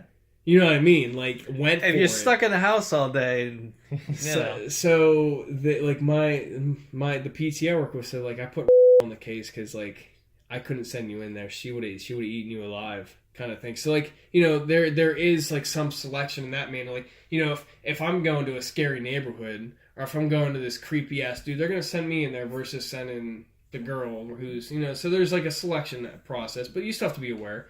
well, I think it's nice that you guys have big meetings like that. Right. I mean, was that common in all your jobs, or is that? Yeah, no matter what, we usually have like a monthly. No matter what, I think it's pretty mandatory for like a monthly meeting just to discuss everything. All right. Mainly, it's like health concerns and like who's on the brink of going to the hospital, or who's having medical issues, or who's having this. But then, of course, you get into like all the bullshit. Mm-hmm. And is everybody talking about this all at once, or are you meeting with the PT first? And then you No, guys so have everybody. different days? Well, there's separate meetings for like different people, but we have the monthly everybody that I go to. Oh, okay. And usually it's like, hey, this patient, what do we got? You know, this happened, this happened, this happened. And then PT, this happened, this happened, this happened. Everybody kind of gives their input of what happened in that past time, and that's kind of how it goes. All right. Well, let's wrap it up with this because we're going pretty long here. Yeah, I don't know how to wrap this up. Cause No. like, Well, there's so much. I have one question to finish your day, Yeah. and then we'll get into the fun questions. That'll wrap it up. Oh, man. Do you have any general pet peeves about the job? I would say my current job, like, so sometimes you get missed visit pay, right? Like, you What is drive to a patient's house. Okay. You knock on their door, they either say, you're not coming in, or you call them, they say, I'm not coming to that fucking door, or whatever else. So you take this time to drive. Yeah, you get mileage pay, but, like, you don't get anything for your time. Some places do get missed visit pay. I think, honestly, now that because my day-to-day, I can't complain. My day-to-day is great. Yeah. I think my biggest pet peeve is honestly, like, the vacations. I mean, like... Is there any sanctioned vacation in the year? Do you have any time to, I have my 2 week... I have my PTO. Oh, okay. But the thing is, like, using it is more... Like, for example, I was at... It was, like, my first year. And now, granted, there was some stuff that happened. I don't know how it worked, but I took a whole month off. Oh. You know what I mean? Like, I took a whole month off to go to Europe. But you were hourly at the time, right? Yeah. But So it still. was more, yeah, but I assume there's a lot of people that do coverage and Yeah, stuff. that's the nice thing about the PA too, is it has more flexibility. Like, the PA has less documentation, less annoying responsibility, and more flexibility. I mean, like, and even then the PTs, the sad part is I make more currently than the PTs that I used to work with at my first job. That's crazy. So the people that But that's have, awesome, the though. people that have 7-year doctorate degrees, I make more than with an associate's working in home health. Well, if you take anything away from this podcast, well, one big thing to note now is your job is now a bachelor's degree, though. It is a 4-year program. They are changing it. Yeah, so what does that mean for you, though? Anything? It might mean a general pay raise for, like, the field.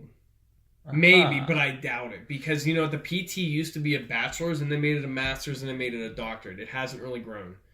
They've made it so much more schooling, and it hasn't grown much. But as far as for me, it doesn't really. I don't think it really affects me too much. I mean, I already have my degree. If anything, I'll just be grandfathered into, like, the new setting and how everything works, and I don't need to go back to school.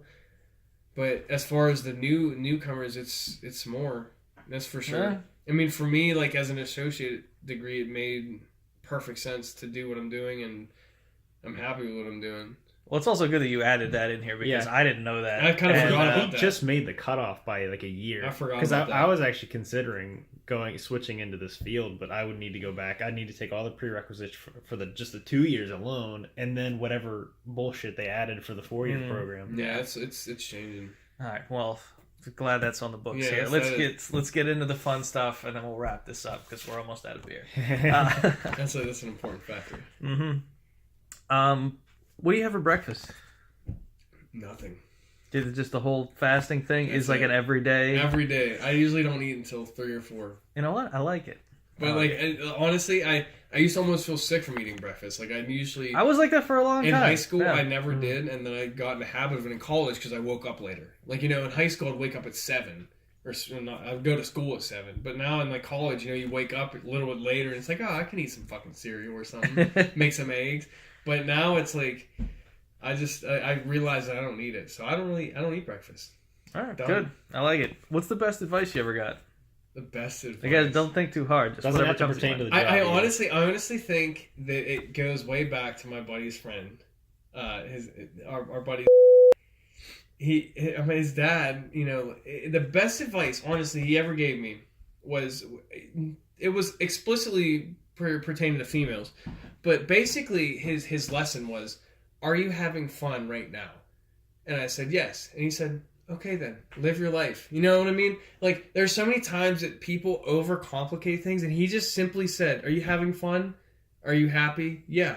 All right, then fucking do it then. Be happy and have fun.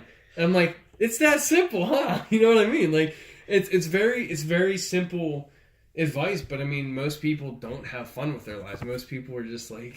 And just to preface that, we did construction for this guy, Yeah. for our buddy's dad. And I Oh, don't what a even guy. want to say he's like a hard ass, but he was was always calling us fucking idiots. Yeah, like, he was hard ass. I'll on say a he was a regular hard ass. space. Yeah, But he was good to work for. I would say that's what came to my head. I mean, because that's good. That's There's kind of how nothing I wrong with started that. living recently too. Just kind of like, I'm not gonna care about X, Y, or Z. I'm just gonna fucking do it. Way to be. What movie do you think you've seen the most? Seen the most. Shit. I honestly am gonna say, back to the childhood, I probably saw Mr. Mom the most. Mr. Mom. Very All right. random movie. Or Mr. D's even. Because we used to have like our minivan that we used to play DVDs, and my parents would just put that shit on. Mr. Deed, shut up, kids. Oh man, I would have that shit playing. I probably honestly, those two alone I've watched way too many times. Way too many. Perfect. What's your biggest fear? Biggest fear. I would honestly say, until recently, shut the fuck up. But until recent, my biggest fear was probably kind of like the future. Okay. Because like, I didn't have a job I liked. I didn't have a girl I liked. I literally had nothing in the future to look forward to. But now I kind of am piecing that all together. So it's kind of, it's turning out pretty good. Yeah. Make me I think about feel my like sad life. I feel like a lot of people can pertain to that, including myself. Even Yeah, I'm gonna steal that and put it on my pile of shit to be upset about. All right. Favorite candy? You can have any candy in the world. What are you getting? Oh man, definitely not chocolate because I hate chocolate. I Okay. don't eat it ever. I've never liked it. but let's preface. Let's throw this in there. But what do you like that's chocolate? I do like Oreos, And you like white chocolate. and I like white chocolate. But you hate chocolate and you Fucking love kidding Oreo. me? I know. This interview's over. This is I don't done. want to talk to this guy ever again. I don't know. You don't like chocolate, but Oreos are great, and white chocolate's all good with you. Fuck white chocolate. White chocolate. I don't even. I'm gonna just say Mike and Ike's or Skittles. It's hard to pick. Mike and Ike. Let's go Mike and Ike's because every time before I go to a movie, I usually grab some Mike and Ike formers. Okay. No, I like it. I That remember works. I went to Washington D.C. and they had these Italian ice Mike and Ike's, and they were. I mean, there you they go. were Sold. it. Ooh. They had me on some drugs. There's this little bodega I went to today, and they had the little like 25-cent packs of them, Oh, and they nice. were the Mike and Ike sours, Oh, and they had like 6 different flavors. Of get out of here! So nuts. Childhood hero? Could be personal or a character, anything. I honestly, if I'm gonna say childhood, that's tough. I'm just gonna say the first thing that comes in my head is probably my uncle. Okay. My uncle was the most relatable human. You know what I mean? Like you have your father figure that has responsibilities. You have your mother that have, and like they give you they form and shape you so well. But you have that one uncle that teaches you so much that he shouldn't. But this uncle, he had like a massive stroke and died when he was like 44. But this dude would just like, I remember this one time, we're going like fucking 110 down the highway. Because like he got this call that like my grandfather's about to pass. But he like made it. But like, I'm like, you're not supposed to be doing this, you're breaking the law, he's doing this. And he's like, I don't give a fuck about the law. This is my life. We are going to make it. I am not going to miss saying about my day. You know, he just had this really like straightforward attitude. And I feel like I picked up a lot of that. And even like my grandma says, like, you remind me so much of your Uncle K. You remind me so much of him, and it's just like, I would say he's a big person to influence me. Good. If you have any more stories, go with it. I'm gonna go to the bathroom, but hit a couple of these real quick, and I'll be right back. What's the last picture you took in your phone? This is. Yeah, you don't have to show it, but just Actually, it's my tattoo. The last picture I got saved. It's my tattoo. Well, now I'm curious what the second to last. The second to last one's pretty funny. I was video chatting with my girl, and she was like trying to get something in her tooth, but like she was like shoving her finger in the corner of her mouth, and I got this banging screenshot of her with her finger in her mouth, eyes. Oh man, it was funny as fuck. All right, go-to cocktail. Oh shit, definitely. Actually, let's change. Well, is that at home or is that out? Does it could be either, but you can get both if you. Oh, so drinking out, I usually, if I don't know what to get, I usually get a Long Island. But then again, that's changed recently because people have fucked me with the Long Island. I have gotten really shitty Long Islands before, so it's kind of hard to pick that. But drinking at home, girlfriend turned me on to this. You get that Calico Jack coconut rum and put this cherry pomegranate Crystal Light packet in there. Oh man! Man, that's pretty hard. Medusa juice. That's what we call it. Medusa. It'll sneak up on you. You can have 4 of those fuckers and black out and be done. That's a lot of alcohol. Well, yeah, I mean, it's like 60% pours. All right. What's the hardest time you ever laughed? Actually, no. We're gonna say a story in a second. Think about that for a second. I can already kind of think of a few. Tipping preference. Oh man, that's tough. I'm usually cheap. I am. I usually am. You're not a 20%er. You're just a. I'm usually a baseline 15. Although for this tattoo that I just got, I gave the dude a fair amount of money. I mean, I tipped him 30-something%. It's a lot, dude. Yeah, but he treated me good, and I mean, like, it depends. I'm very based on quality. If it's good quality, I'll tip you good. But if not, then I'll probably just give you 15%. That's fair. What kind of toothpaste do you use? I've been using that Colgate Optic White. I used it in high school, and it actually, like, it worked pretty well, and, like, kept my breath, like, fresh, and actually did something to my teeth. I got it again recently, and I'm like, yeah, I probably need to use toothpaste for a while. This is my new shit. This is my shit. All right, what would you do with $1,000 now, and what would you do with $1,000 when you're 18? If you were just given $1,000 right now, what would you do with it? Right now, I would probably keep it in a fund to either visit my girl in Florida or I'd get another tattoo. It would probably 80% probably be split halfway, or it would probably go to finishing my sleeve right now. All right, and then let's go back to 18-year-old you. 18-year-old me, that's fucking tough. I probably would use it for travel because I went to Europe. I did a bunch of shit when I was 18. I was young, but I mean, I would definitely put it towards travel. I mean, I always had a savings when I was younger, but having another grand, I probably would have just went on a wild vacation. I saved this one, the hardest time you ever laughed, because I figured that you might have even been here for one of these. It's so tough. It's so tough because when I torn between two, when I really laugh, I get like this like shrieking cry. Like I'll cry, I'll have tears flowing, I'll shriek, and I can't breathe. I'm trying to think. Oh, I'm trying to think of the number one. I can think of the most recent. We were like off-roading in the back of my buddy's truck, and we just got thrown. My buddy's face went into the window. I'm like stuck in between two people, and I'm just like crying back there. I mean, I just was like, my whole body was disabled. I just couldn't move. It was just so fun. But like, I think honestly, one of the times that I laughed the hardest was, I remember that time we were drinking back when we were like 18 and we were younger. And I was fucking with my friends, and I was laughing so hard, and I pissed everybody off so much that they just started beating the shit out of me. But I was almost laughing so hard that it didn't hurt, and I couldn't stop laughing. They wanted me to shut the fuck up, but I couldn't stop laughing, and like I was just getting pummeled, and just like crying and laughing, and my whole body, I just couldn't move.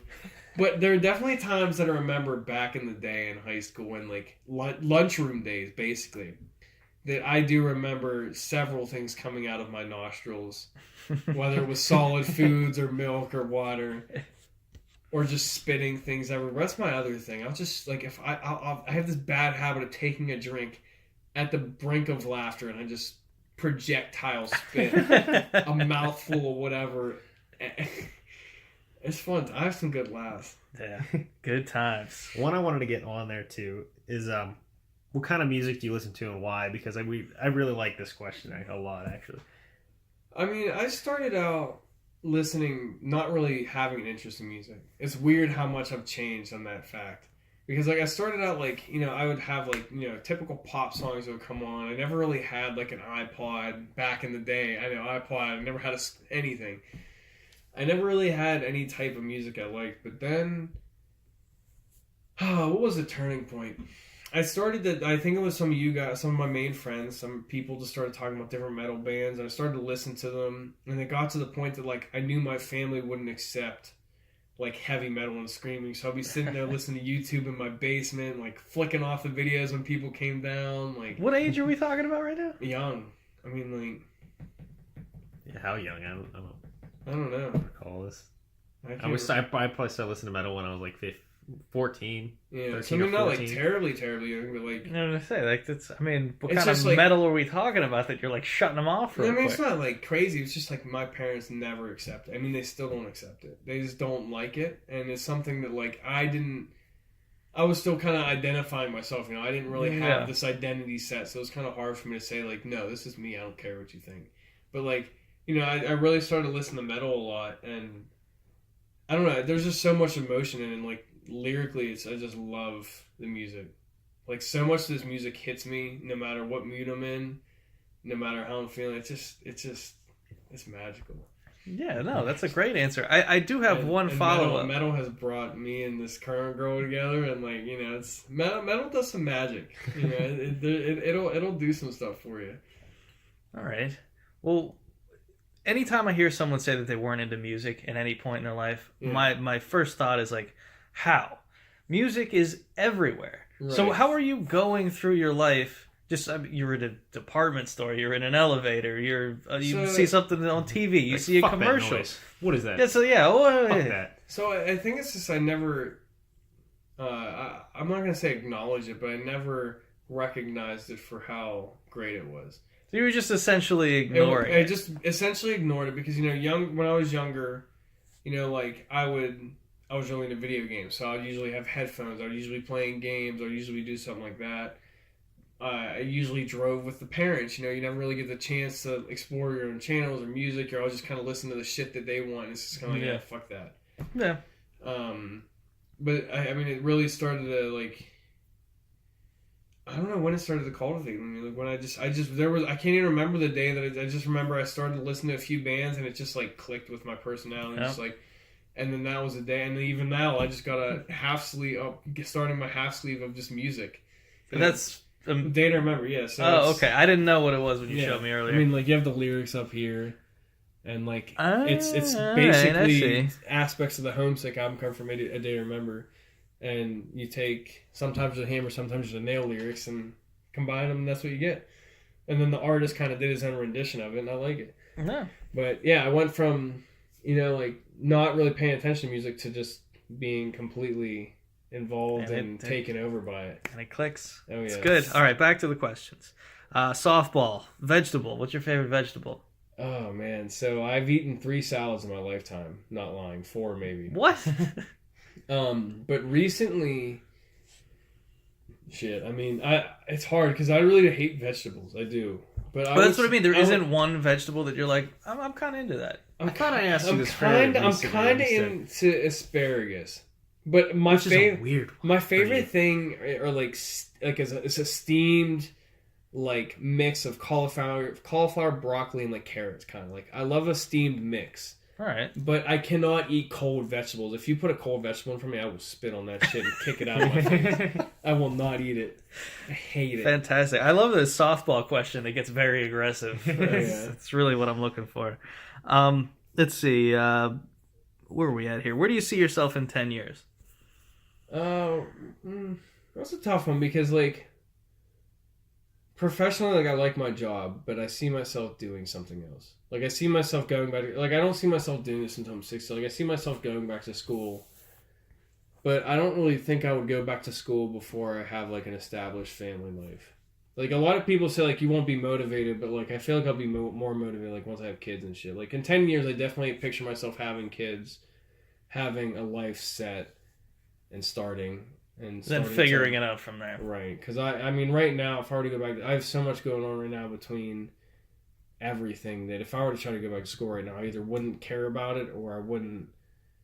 I would want to spend my money living my life right now. Yeah, that motivation is a huge factor in all that stuff. Right. And I think that's probably the better move. What childhood celebrity crush? Oh, man. That's tough. That is a tough one. No, something in the formidable years. Someone that's just like, that click. Except with... I'm trying to think, because there's like so many. I'm trying to think of like a movie that I like when I was younger. Like you said, childhood. I'm trying to think of like a childhood movie that hit me hard. Because of course you always have like... You could do a horny 16-year-old. Oh yeah, the spectrum is, I honestly think one of the ones that stuck with me the most was probably Megan Fox. Megan Fox circa Transformers? Yeah. Okay. Like that, like Transformers, like when that hit, I was just kind of like, God. How old were you when that hit? I don't know. Let's look it up. Maybe like 12? No, not the How one old with is Megan that movie? Fox. How old am I? No. How long have I been sitting here? I don't No, know. that's not the one with Megan Fox. Is it not? The first one is, right? Yeah, that didn't come out that long ago. Let's do it right now.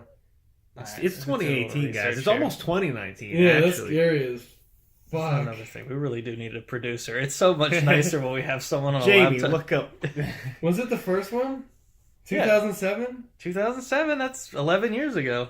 Well, So, I mean, that was probably... I mean, if I'm going to think of the most memorable, it was probably like that moment that was just kind of like, jeez, oh man. So you were 13 or 14, right? Yeah. Yeah, she was Alright, like yeah, that's good. banging in that movie. I mean, especially in that development stage. I mean, then you always have way to like, make it creepier. you always All have right. like Ava Mendes. There's so many, just like so many actresses you see. You're just like, Yeah. Yep. We're all on the same page here. Someone asked me this question today. This girl was talking about celebrities that you probably shouldn't be attracted to, but you are anyway. And she mentioned Tom York, the singer from Radiohead. And she's like, well, what about you? What do you think? And I was like, I could not think of a single person that's like, you're ugly, but, still really into you. It's a fucking hard question. Yeah. I've been racking my brain all day. that is difficult. Yeah. I'm trying to think. I don't know. Yeah, that's very difficult. That would take some time. Yeah, it's. I told her I'd get back to her in a month. I don't know. All right, back to what we're doing over here. So Megan Fox was the answer to that. Yeah. Do you have one thing you'd change about yourself if you could? I think as much as I would like to say that I'd like to like have partied more and done more stupid shit, and I really like how it turned out now. It's tough because like anything I think to change about myself, I feel like it would have completely changed my life in a fashion that I'm happy where I'm at right now. I don't mean something in the past. I mean like. But yeah, something I'm thinking like I would love to go like to a longer degree. For example, I would love to do something. Like, for example, thinking about going back to school now. Yeah. Like, I think it would have been, if I could have changed something, I think it would have been nice to go back to just start with something more that I think I would have, like when I was younger, I wanted to go to B school, be like a vet, or go to a long degree and get something that I'll just be done with and I could grow with. But I like how my life has turned out thus far, so that's tough. Well, okay, change no, something I about think my we're personality, maybe is what you're saying. Yeah, something that you could change currently, not something about like go in your past and change it. Gotcha. But what's it's like? I'd like to knock this out right now. I don't know. I'll It's give tough, you an tough. example because I want to get it because there's always something there. Like for example, I hate eggs, and I would love to fucking change that about myself because eggs are so versatile. They're so cheap. They're so healthy. I fucking hate them. Yeah, I hate them. That's fucked. That's. I'm slowly getting in there, but I mean, like, I still can't eat a hard-boiled egg without one. Oh, fuck hard-boiled eggs. No, I can eat like cooked Bunch eggs. of wussies. Well, Yeah. that's what I mean. I'll go love scrambled, something in fried rice, maybe a breakfast sandwich or something. But yeah, I can't do sunny side up or poached or any. I can't do all that shit. No, I agree. I don't want to do that shit though. Well, I just mean that there's so much there, and I see people enjoy it, and I just look at them like, you're fucking disgusting. I'm so jealous of you. Something that I could change about myself now. Oh, that's a tough one. That's what I mean. It could be something little like that. It doesn't have to be. I know, but I'm trying to think even, and it's like I can't even really think of anything. That's all right. You can pass. Well, I'll give it a pass. I'll think of it while you think of it. Do you have any sleep habits, like sleep rituals that you have? Something to get you to sleep? No, I'm usually honestly. Funny story. And when I was in college, they wanted me to take like a physical fitness class, and I was not going to take this stupid asshole's lifting class. So I took yoga, and I learned like a lot about meditation and just like calming yourself. And typically, I guess my ritual, if anything, is I kind of just lay on my back and just kind of really take a second to decompress, and then I'm usually dead out. Yeah, that's good advice. Again, jealous. A lot of people think that's a superpower. This motherfucker right here, just done. Everyone in this family is just out. And I sit up for hours. Just be like, what's the matter? Yeah, I don't know. I mean, it's just something I learned. Like, especially like when I took yoga, it's something that like, I mean, I usually fell asleep all right, but like after I did that, I really learned like, especially like, it gets to the end of the day, you're thinking about so much. I really learned how to just say like, no, I'm going to sleep. Good. But yeah, I'm still trying to think of another question. But okay, because I only got one more, and then we're gonna wrap the whole thing up. Shit. So if you could change something, probably time to squeeze it in. Let's get the next one. All right, we'll get the next one. Okay. Storm it. If you could do anything, any job in the world, what would you do? Ooh. Honestly, if I could do anything, I would love to do something. I think I would love to do something that's like stupid as fuck.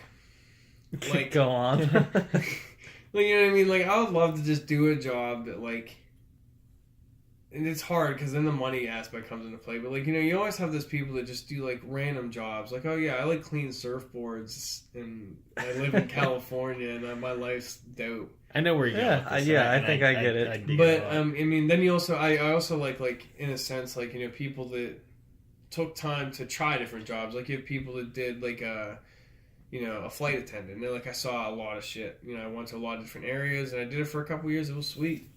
Like, I think that's kind of cool. But if I were to do anything, I think I would want to do something that's like, I don't even know, like something almost like having like a dog rescue or something. Something just like you don't have to think about working. Something that's just like, I'm gonna take care of these dogs and hang out and do this stuff. Something that's like.